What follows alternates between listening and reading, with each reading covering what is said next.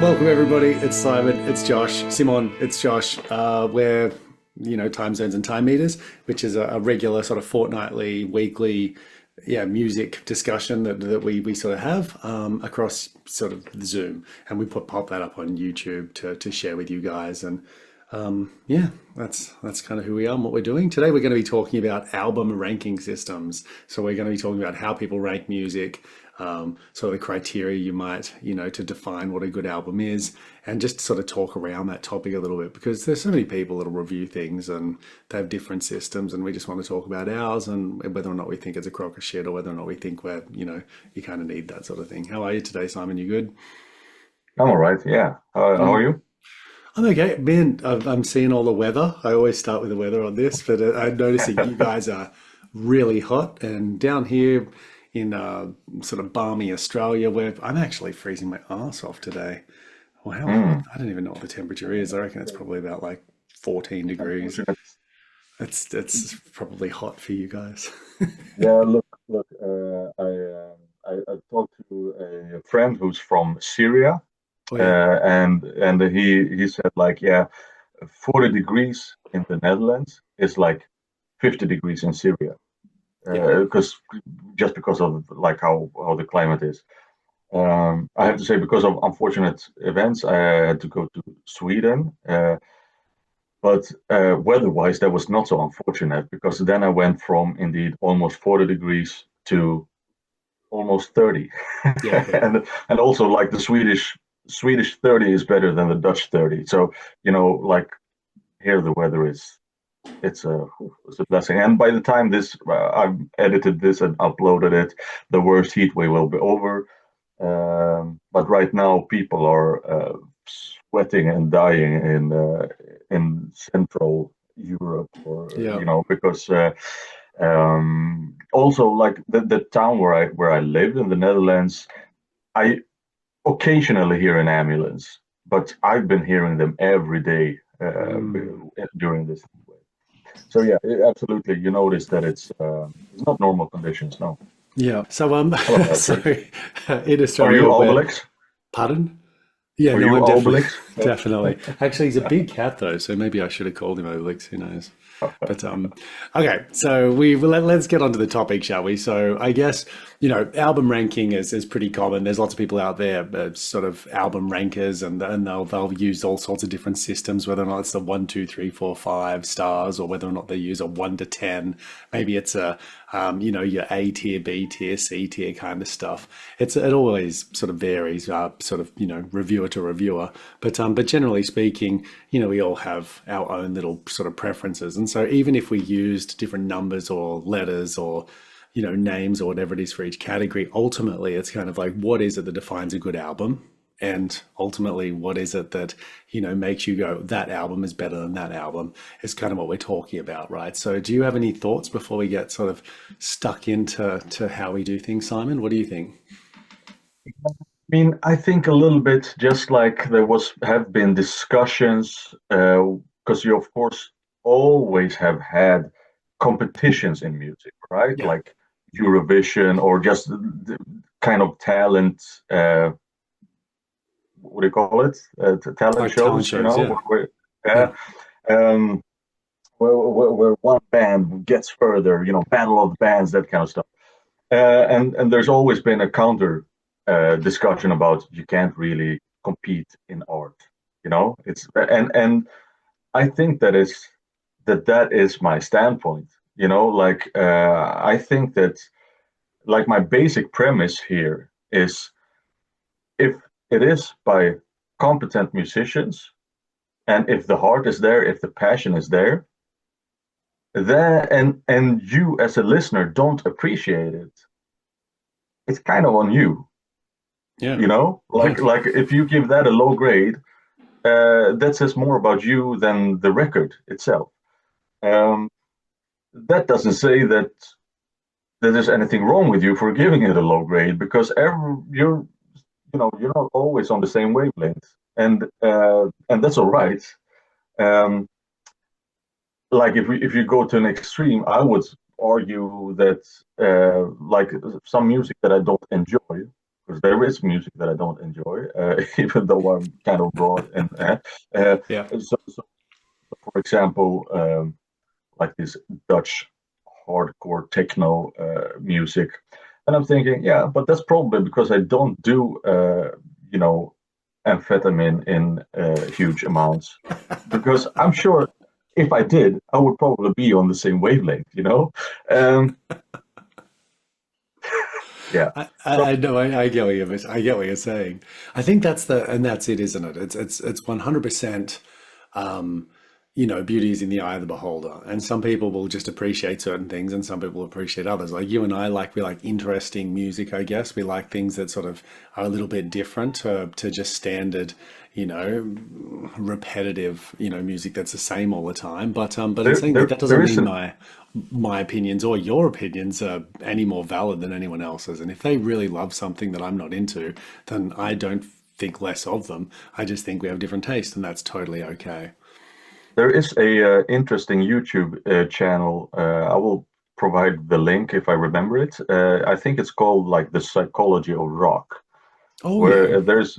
Have you seen that? I think I've had it like as a suggestion, or maybe I've watched half a Yeah. episode or something. Yeah, I've not watched too much, but indeed, she goes like, "What is the character?" There's a woman who has this channel, and she has talks about like what are the characteristics. Apparently, has been some research. I have not checked if this research is peer reviewed or if she just had her own Yeah. enquetes or whatever. But um, and indeed, like our common demeanor is, of course, progressive stuff. And what it seems like the progressive listener is indeed someone who enjoys being mentally challenged.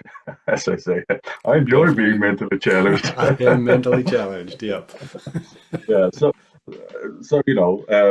and someone who thinks a lot about, likes to analyze stuff and think about the bigger picture. Um, Yeah, and but she has different videos that is kind of interesting. What is it with the people that legit enjoy all kinds of music? Like that's also a different kind of characteristic. Like most people have a preference of music, Yeah, that's right. And I uh, would, and, I, and and I was just going to say, I would say that both you and I have a pretty broad, actually, interest, and where we quite like most, sort of something from everywhere. But and so I think that's an interesting thing, isn't it? As an idea, there is some stuff that I'm kind of, maybe not be into as much, but usually in most genres, I can find something that I enjoy. And I think that's a big thing that I know you and I have our meeting of the minds on. all right, but I mean, kick it off. Do you have like a topic or how do you want to So present look, this? look, I've got an album ranking system. I sort of designed it myself, and the whole reason that I started the whole Prog Wanderer content, and the whole reason that we're sort of doing this work is really was for me stemmed from the question is what's your favorite artist? And I think somebody asked me that once, and I thought to myself like, well, what does define my favorite music? Like, what do I like? What don't I like? And so I went off on a bit of a journey to sort of discover that and challenge that and push myself a little bit to find out whether or not this is just about exposure and whether or not if I just expose myself to enough different types of music that I'd find something that I'd like. And I really sort of put some effort into sort of searching for the soundscapes maybe that I enjoy. And in doing so, I thought I had to categorize them. Like I had to kind of go, do I like this? Don't I like this? Push it here. And at first I started pretty simply, but I decided that there needed to be some nuance that, just for my own record keeping, because I wanted to keep records as I go, because I kind of thought that would be a fun sort of challenge to set myself. So I came up with a bit of a system, and it started off with just kind of rating things like, yep, this is, weak, or this is fair, or it's good, or whatever. And then it sort of developed, and I thought maybe I should use like the tier system. Then I thought maybe rankings, then I could go like, what do I score it out of 10? And so in the end, I kind of created something that sort of wraps all of that up. And so for me, my sort of album ranking system that I put together took a fair bit of thought. And ultimately, what it comes down to is the first few tiers are just simply, for example, the first one is Turn It Off. this is just not for me. And again, it might not be bad music. It's just not for me. I find it frustrating. I find it incoherent. I find it irritating. And it's a kind of album or music that you listen to. You just go, please turn it off because I'm starting to get agitated. And so some music falls into that category for me. So, if you're talking about something that's really hardcore, something that's big, that's loud, that's, fast, furious, and has a bit of screaming in it, generally speaking, I'm going to struggle to sit down and listen to a whole album. So I'd sort of put that in what I'd call like my E tier, or I'd give it a 1 out of 10. But that's not to say it's bad. It's just, it's not for me, and I would struggle to get through the album. After that, I'd move on to something that I think is fundamentally just doesn't connect with me. I might find it directionless or ineffective, or maybe even like I can sort of finish the album, but I'm kind of relieved when it's over. I'm like, oh, now I want to listen to something different. And I'm very keen to listen to something different, or, and so that'd be sort of in that 2 or D tier sort of for me. I sort of have like a D plus, which is where it's competent work. And it passes time, in the background, and I can listen to it, but I don't generally react to it. So, just like background music, if you're at a cafe or if you're, at a restaurant or something, and there's just something in the background, but you don't really notice it. That's probably what I'd put in that sort of fair but forgettable kind of, D plus tier. Once I've sort of got through those 3 though, then we start to move into the different areas for myself that I sort of wanted to differentiate more. So the next one is, I put it down as like a quite good or a 4 out of 10. And this is where it's pleasant, generally passive. I might enjoy the moment, but it's kind of disposable. Like, I don't mind being it on in the background, but it's something that I probably wouldn't choose. So that's where I'm sort of in that sort of category where I go, oh yeah, that's cool. And so that's the one that like people send you something sometimes as a recommendation. I'll listen to it and go, oh, I get the appeal that you might have. It's cool, but it's not something that really sort of stirs me to like, oh, that's great, or that's good. And does that kind of make sense? Yeah, you're sort of following where I'm going here. So then after that, I go to the 5 out of 10 or my C plus tier, whatever you want to call it. And this is where I think the album has like a clear personality, and it's got some really clear positives that I'm enjoying. And there's something in it that, maybe it's got several strong tracks in it, or there's something about it that seems sort of cohesive. And I'm sort of glad that I listened to it. And a large volume of music that I kind of like, I would give a 5 out of 10. And when I give it a 5 out of 10, that actually means like, yep, that's a thumbs up. Like, I enjoyed that album. And so for me, that's where it really sort of starts, is that area where it's like, that's my kind of music. And there's something in that I find, interesting. After that, I jump up to 6 out of 10 or a B tier, which is engaging, it's memorable. As a body of work, it sort of holds my attention. It has identity. It's got clear, like, even if it's imperfect, it's got some really clear sort of vibes. And this is the kind of album that ends and I'll think about it afterwards. Or it's the kind of one where I just, yeah, you nod your head just like you did then, Simon, and just kind of go, oh. And you ask yourself the question, like, is this an excellent album?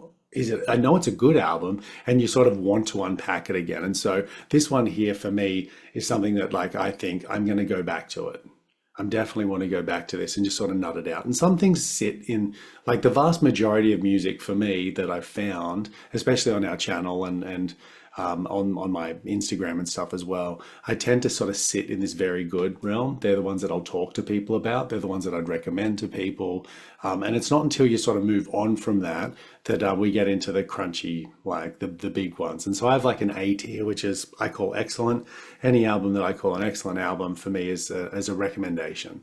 So this is a coherent, confident, it's rewarding, usually from front to back as well by this stage. If I'm saying an album is excellent, this is something where I'd recommend it, not just a track. So if I said to you, like, you need to listen to this band's this track, then that might mean it could be in the sort of B tier still, because if it's a one man, like a perfect track, for example, but the rest of the album's average, it's probably going to be sitting behind it. But if this has more than that, and I go, you've got to check this album out, Simon, like, chuck it on when you can, man, like, this is exciting, then generally that's probably going to be in like an A tier for me. And I'd give that like a 7 out of 10 roughly. And that's where, the album maybe starts to elevate the music above what the tracks do.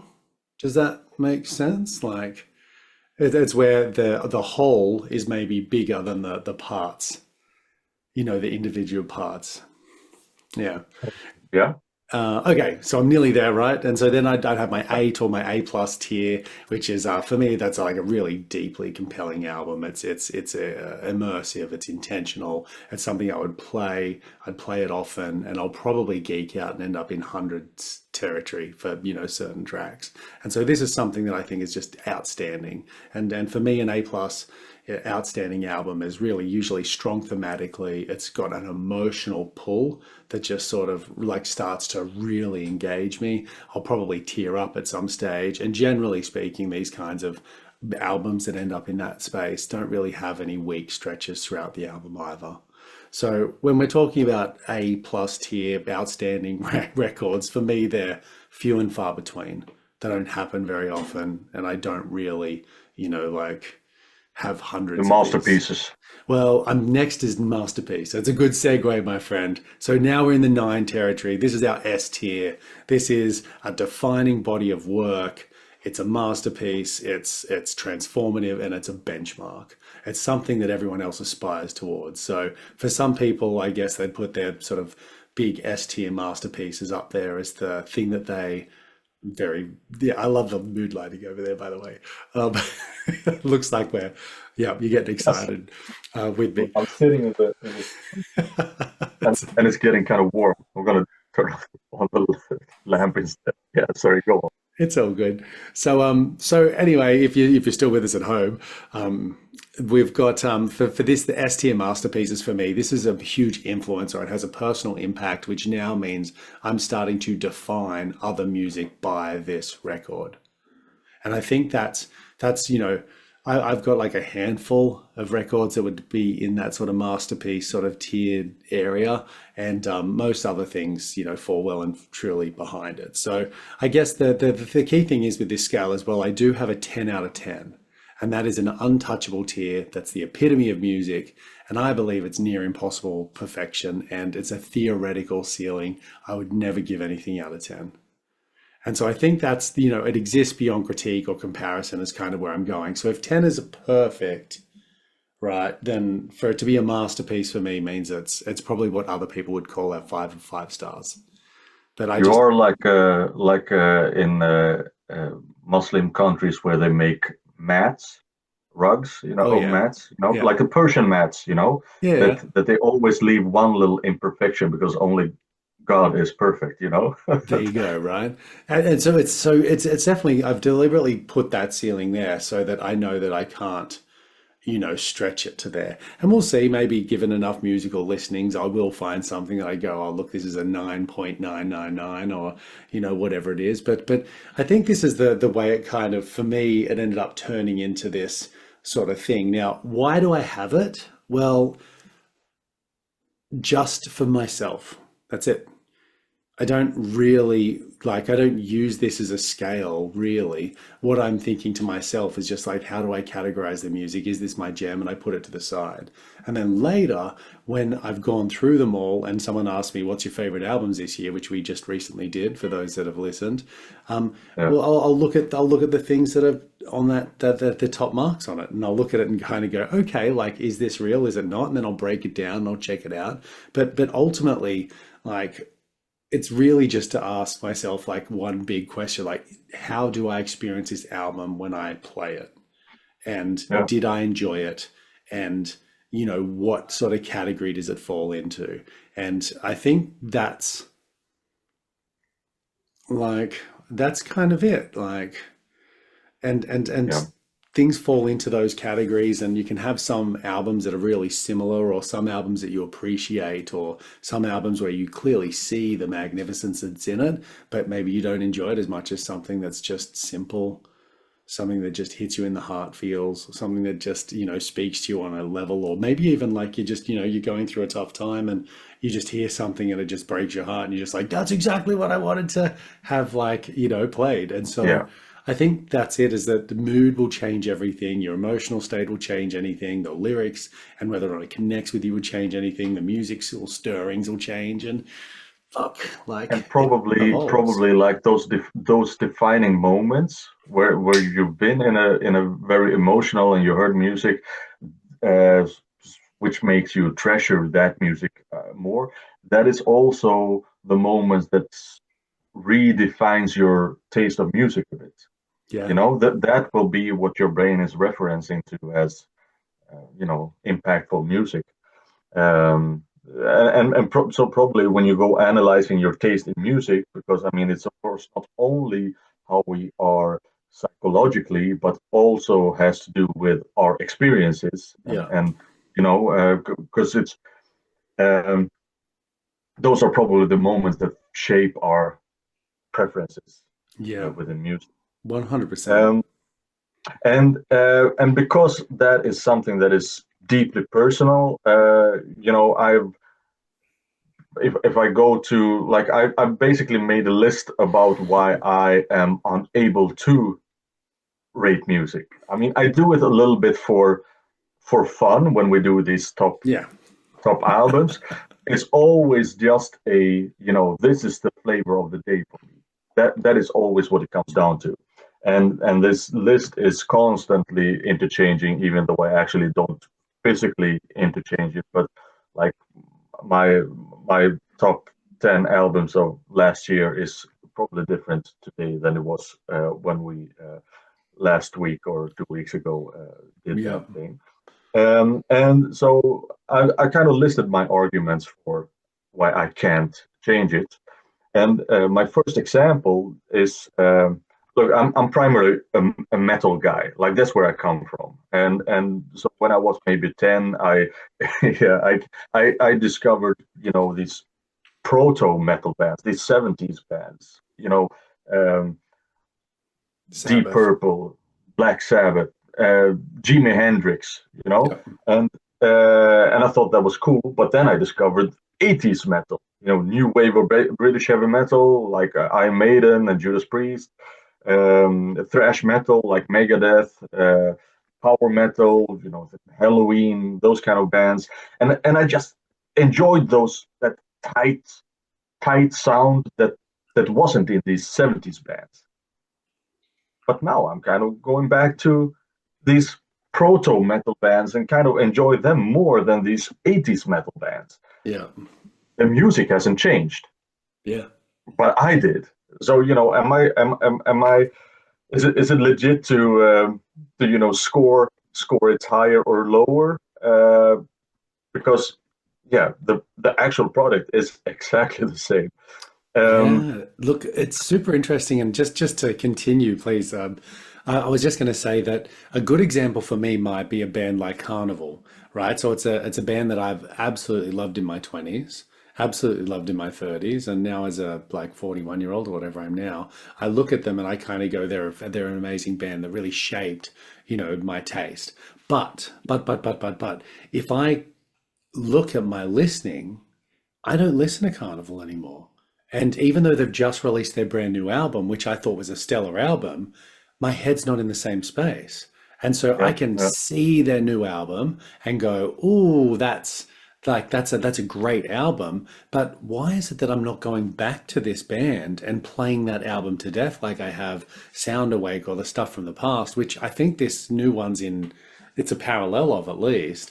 But why is it that I'm not quite hitting that? And I think it's exactly what you're saying, in that we evolve and our moods shift and change, and so do our preferences sometimes. And I think that's it's a big part of it, isn't it? And that's my example yeah. of exactly that. And I think your Carnival is my dream theater because Yeah, that's also kind of the relationship I have with the latest Dream Theater album. And I think what it is with Dream Theater is that like since 2005, something like that, they haven't really changed it up. I mean, there is one big difference between these two bands, and that is Dream Theater has 16 albums by now. Carnival has what, four, five? four, Yeah. four on an EP, so, I think. Yeah, so of course, you know, uh, the that is, of course, I think that you can be a little bit more excused to go with one genre if you only have 4 releases, whereas if you have, uh, 10 plus releases, then I would demand a band to maybe Spice it change it up. up. On the other hand, yeah, once again, like, are they doing what they want to do, or are they kind of realizing we got a fan base that listens to this? Ooh, I got a Um, question for you to interrupt you. mhm, yeah, Evergrey's new album, have you done it yet? I have not done it yet, but Ah, that is big. And I think that Evergrey, that is also a little bit like. Have you done it? so no, not yet, but this Uh, is this I imagine is exactly where we're going right now because people are saying it's classic Evergrey. Like if you love yeah, it, yeah, that's what you'll like. But to me, I think they're staying in the same cubby. yeah. I mean, of course, they have made some subtle changes since. Mm. I mean, You this know is about them written in better the than I do. 90s. Yeah, and of course, like with the release prior to that, you could absolutely hear that they used modern prog metal uh, things that you wouldn't hear on these older records, but I think they are kind of staying in the same lane, and Yeah. which like dampens my curiosity a little bit, which is why I haven't gotten to it yet. I probably will at some point. I definitely will, Um, but that's why I bring them up is because they're an example of what I hear people talking about, where they're just like, I would like something a little bit more or a little bit different, and then you yeah, get other yeah. bands who do change, and you just go, what are you doing, man? Like that's the wrong Yeah, and of direction. course, and I think with, for example, Tom Englund, who has the band Evergrey, he is more or less Evergrey in my head. I mean, the other members come and go, Mhm. uh, but then he is involved in all different kinds of projects. So if you want to hear something different with his voice and his songwriting, you have to go to the other project that he makes, and Evergrey stays a bit in the same lane. And yeah, I think maybe it's a little bit of a bummer because maybe I'm more prone to check out the other things that he does, and then, um, but that is how it is with bands often, right? If you have solo artists, then they can do completely different stuff. Or you can have a modern example like Einar, who's like his first and second album are completely different. Hmm. I will also say that his first album is completely different in itself. Like those tracks are radically different from each other. Um, but also, I mean, a more classic example. Look at David Bowie. Like changed every 5 years his sound Yeah, completely. just completely I redefine yeah, and himself. yeah, exactly. And I mean that is, I love when artists do that, and I love that more now than I maybe did 20 years ago. Hmm. I wanted to come back to Dream Theater because it's what I also have a little as a uh, pointer here is the what you hear first. Like Dream Theater use a lot of like synchronized passages. Like you have these John Petrucci doing basically a guitar solo, but then Jordan Rudess on the keys is doing it along with him. So it Yeah. is a pre-practice something, a Hmm. composed something. It's not improvisation, and and I was kind of amazed by that stuff because it's virtuosic stuff, and then you have John Petrucci here, Jordan Rudess there doing the same thing but in different keys. Um, and I thought that was wow, that was so cool. And then you go back to like Frank Zappa or UK, or like these fusion adjacent things, and you realize, oh wait, they actually did this before Dream Theater, 20 years before Dream Theater. Like maybe that puts Dream Theater down a little bit. Maybe the original is maybe a bit cooler because they actually sort of invented this. Um, or at least it changes the game a little bit. And Yeah. sometimes it is also, and I can also, I could just not think of an example of this, but if we have this example where you have someone who discovered the 70s music in the 70s and heard all these synchronized solos, and then they hear Dream Theater doing it again 20 years later, maybe you're not so impressed with it, you know. Yeah, yeah. Uh, I can imagine that that also makes a difference to your preference. I So that's 100% one. agree. 100% agree. And this is something that is always spoken about. Like, I've got a friend of mine who loves to go back to the source and he likes to go back to the early stuff so that he can just solely like appreciate the pioneers and the people that did it in the first place. But to me, just to add the other flip to it, because that's what we're kind of doing a little bit today anyway, you then also Yeah, have like the refinement process. And for me, yeah, there's some people who this day and age are reproducing music that happened 25 years ago, 30 years ago, fuck, 50 years ago. Like, if you're going back to the 60s and stuff, like, yeah. my math right? Yeah, That's whatever. 60. Um, That's 60 years ago. yeah, Yeah, right. And they're just doing it better. And you just go, like, I appreciate what they originally did. I appreciate the sounds. I appreciate all of those things. But now they're doing it like a refined version of it. And so sometimes I find that really difficult is that I'll hear something that's more modern and I'll go, wow, that slaps, that's amazing, I love it. And then I'll go back and hear their influences and go, I can clearly see where the influences are, but I still like the more modern one first because that was my first experience of it. yeah, And so yeah, you just yeah. kind of go like, oh, I don't know. And so I love the fact that we can all experience it differently. And I think, like you said, more homage should probably be paid to the people that paved the path for everybody else moving forwards. But I don't think that means you necessarily should maybe disregard people who are continuing the No, legacy and refining it in their own way, right? So I don't know. no. And my point is maybe also that it changes your perception of it. So Yes, this also, like, so context is very important here, it's everything. and Yeah, that's why it gets increasingly difficult to actually rate it, yeah. because it depends a little bit how you look at it, and uh, you know, so so I mean, like, objectively rating that, phew, difficult. And another aspect is the time it takes to peak. So how many listens? When does the music experience peak for you? Oh, this is Um, interesting. So what's your thoughts here? If something doesn't gel straight away, does that mean it's not as good as something that gels straight away? Or do you need something that needs like can no, you can get 400 plays out of it compared to a twice? Yeah, so indeed, I had some examples. For example, I had Roger Waters' first solo album, Pros and Cons of Hitchhiking, which was something that I loved at the first spin. I was like, wow, amazing stuff. And then I played it again, and I thought, but it's kind of repetitive. Yet I didn't realize it on the first listen because it was all new. I didn't know the songs yet. And the second, I was like, okay, he comes back to this theme a lot. And then the third time, it's like, hey, this is basically just one one song on repeat.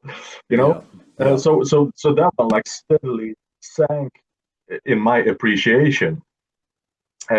But there's a lot of records that maybe peaks after 3, 4 listens when it's like it's still new. I'm still unpacking stuff, but after maybe 4 or 5 listens, I kind of have unpacked most of it. Um, but so basically, it peaked after 3, 4, and there's also like these maybe very complex stuff. My like Jean-Luc Ponty's fusion album Cosmic Messenger, which is like a which I maybe heard like 30, 40 times and maybe peaked up to 20, 30, something like that. Um, so, some stuff grow old at 20 listens, some grow old at 100 listens.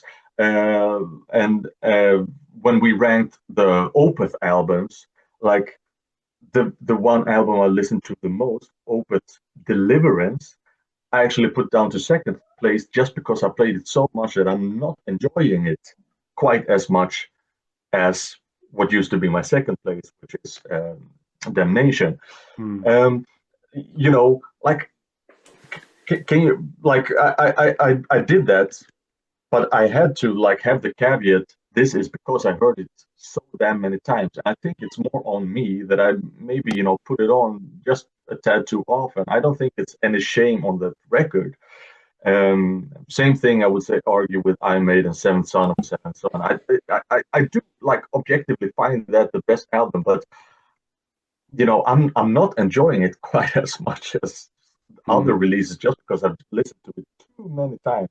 And I Yeah. don't think the album is to blame. I think I am. So, it just makes it very difficult to rate. Yeah. Um, and also, like another argument for why I just can't rate is because of how do you listen to it. Like, I would never put on King Crimson's Lark's Tongues in Aspic with their, dissonant and like very soft patches, very loud patches on a family barbecue. Why not, man? Like, because like, yeah, I enjoy it. I know nobody else will enjoy it, and like I will only enjoy it when I sit in my sofa and listen to it. Just Yeah. like that, I would also not put Megadeth's "Rust in Peace" on at a funeral. Yeah. It's so the context also matters. Like, how do you listen to an album? That Yeah. is, um, I totally hear what you're saying. And so I would say like a great track for me is Leprous' Slave, right? So yeah, the song yeah, Slave. This is a song that I've played, I think, less than many other Leprous songs. Why? Because of the nature of the fucking song. Like to me, yeah. it packs a bit of a punch, right? And so I'm not going to ever want to listen to this music unless I'm in a very, nuanced kind of mood.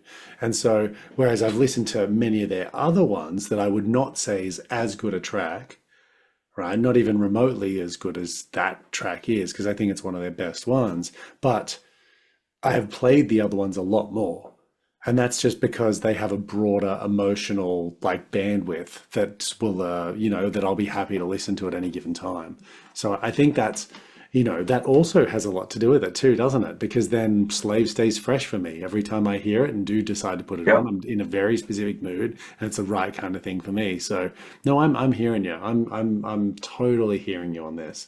And so I think, So basically, yeah, yeah, continue. no, to sum my arguments up, it's basically that it's comparing apples and oranges, and so in the end, if I rate something, if I give something a number, or I put one album over another in an album ranking, it is just like what I feel at the moment. It doesn't weigh too heavy for me, and so like this whole journey, what we're doing now, also just started as Simon's album reviews for me on Instagram, but quickly I realized this is Simon's music experiences, the thoughts that come up when I listen to an album. But and I know that a number or a rating kind of attracts people. Like I also have that. If I read a magazine, I'm kind of looking at, okay, did they give it a number, But when push comes to shove, it's I think I don't think you can do that. But I mean, I do it, but it's a very superficial number based on what I'm feeling at the moment. So I don't have this elaborate uh, system because I think there's just too many factors. I think I totally hear what you're saying. And so I think this is one of the things that differentiates the sort of system in inverted commas that I use compared to many other people, in that for me, it's just a way to categorize, where I kind of am at on that album. And so it's as opposed to it being so much as a ranking for comparing other people or like comparing one thing against another, it's just to say, like, if you appreciate my personal taste, and you hear that I rate something as a 8 out of 10 or an A plus or an outstanding or whatever the word is you want to use it, then you know that that's going to mean that this is an album that I've returned to regularly, that I think is deeply compelling, it's immersive, and it's intentionally like something that I will replay over and over. Like that to me is where the value is, right? So that if anyone who's following my content or anyone who's listening to this, they hear those words, they go, oh shit, I share a similar view as what Josh does. And so therefore that's probably worth me checking out. Whereas, if it's an E tier or I turned this shit off on mine, then what people should do is not disregard it. It just means it's not my kind of jam. And so, as you would know, there's some stuff that you absolutely love that I probably couldn't even like stand putting on for a whole like album. And so, it's not me saying that it's bad. It's actually the opposite in that it's just going like at this stage, like I can't get into that or I haven't got into that. And I think that's where the value might be if they get to know us as reviewers. If you want to call us that, I wouldn't neither, because I definitely think that you and I are we're both prog wanderers at art too. I think in that we sort of definitely wander around and just to check and stuff out. But I think that's it. It's if people want to join us on the journey, then at least it might give them some insight. Totally. All right. I need to round up. Yeah, no dramas at all. So look, how's about we leave it there? I'm very curious about what other people use in their systems. How convoluted are theirs? What's sort of out there? Do you just like a simple like thumbs up, thumbs down? Do you like 5 stars? Do you like the 1 to 10 like I gave essentially, or do you like the S tier, A tier stuff? Or are you a little bit like Simon and a little bit more pragmatic that just kind of goes, oh, it's mostly bullshit? Um, I'd love to hear what you guys have to say, and hopefully this gives you a little bit of a insight into both Simon and my perspectives on rating albums and how we rate those experiences as well. Anyway, please comment, please like, share, follow, subscribe, all of those things. You can find Simon at Simon's Album Reviews, and you can find me at The Prog Wanderer on Instagram as well if you want to reach out with any messages. Anyway, we'll leave it there. I'll say goodbye from Australia. You get a chance to say goodbye from Sweden today, and we'll catch you guys in the not too distant future. Peace out, and I'll see you guys next time. Bye now.